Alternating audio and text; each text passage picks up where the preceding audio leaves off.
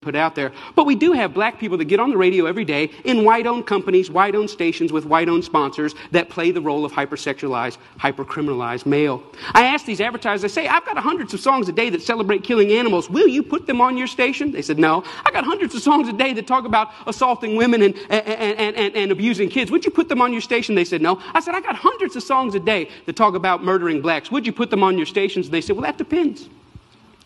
Depends on what? Who it's done by and who it's branded for. Because if we can get black folks to sing about it and we can brand it for our youngest black audiences, I think there's money to be made. I think there's American appetites to see these people that way. I said, how can you say that? They said, well, look, it's what these artists know. It's what they, black people, create. It's, matter of fact, our surveys say it's what they want to hear, which speaks of a sickness. How do we live in a society where somebody says, you know what, I'm inspired to write a song that celebrates murdering another person. And then a person says, I'd like to put that on my station. Another person said, I'd like to pay for it. And then there's people out here in the audience that go, I'd love to hear it, as long as it's black guys. Because even white people buy rap music, buy this type of stuff, because we know that when we want to hear about killing each other, we know who to turn to for that type of inspiration.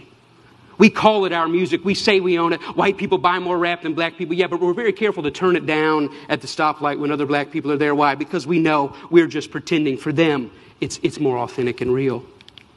I always ask the companies, what about your name? What about your brand? What about your value? And the largest radio company in the world said this: it's okay that we only have drug dealers on our black youth stations. We only have murders on our black youth stations. We support black charities. We give out water at the Martin Luther King parade. I think we've got it covered. We've bought them off.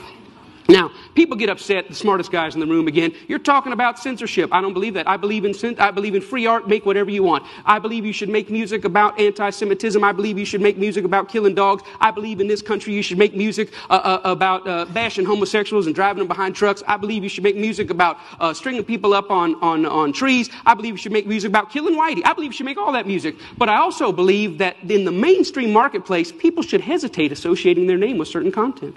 You know, there's certain stuff you can't buy at the store. Certain stuff you can't get on iTunes because their brand doesn't want it.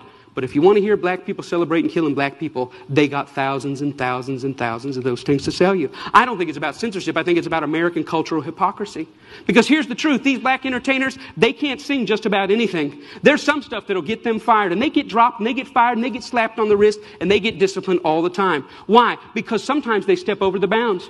A very famous case is what happened with Rick Ross. Rick Ross is the Mammy Two Shoes, one of the many Mammy Two Shoes of our day. He's a black entertainer in a world carved out for him and a role carved out for him by white entertainment companies. And one day he talked about, in the middle of a song that celebrated dealing drugs and killing blacks, he made a reference to date rape. And when he made that reference to date rape, that set social media on fire. That got 100,000 petitions in 24 hours. Hey, buddy, date rape is no joke.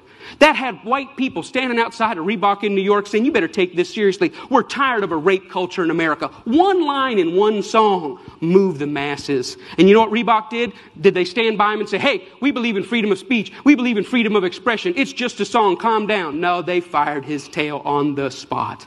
The president came out and said, this goes against our high standards. He's gone against the values of our brand. Shame on Rick Ross. We're disappointed. He doesn't know how serious date rape is. And when I saw that, I thought, wow, how convenient. Isn't that amazing? But here's what really happened. It's not their brand. It's not their values. Rick Ross went off script. He was hired to get black customers, and they think that black customers go with black bait. And in America, black bait is the hypercriminalized, hypersexualized portrayal of black people. And as long as he had sung about that, the stuff that got him hired, he still have a job at Reebok. But when he touched other sensitivities that affect us, he lost his job. See, the truth is, it's not they that need to change. It's we that need to change.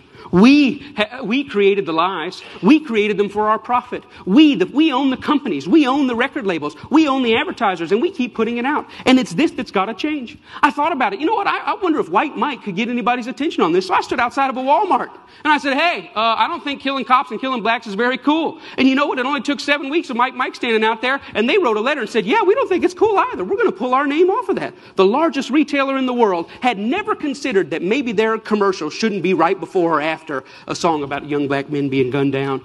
And I realized this, that black murder is normal, but it should not be. And I realized the importance at the coffee table, at every headline, every pastor's gathering, every family gathering to say, you know what, these black lives matter. It's not just another black kid. These are human beings. I'm doing my best in every way, shape, and form. Talks like this everywhere I can go to say, you know what, I was born in a world where black murder was normal. My kids were born into a world where black murder is normal, but I don't want to die in a world where black murder is normal. Am I 5 years or 10 years away? I don't know, but I'm screaming as high as I can. Let's feel this pain and let's lift our voice to tell the lies. They are not criminals, they are not deviants, and their lives are just as important as ours. Thank you. You go to Nigeria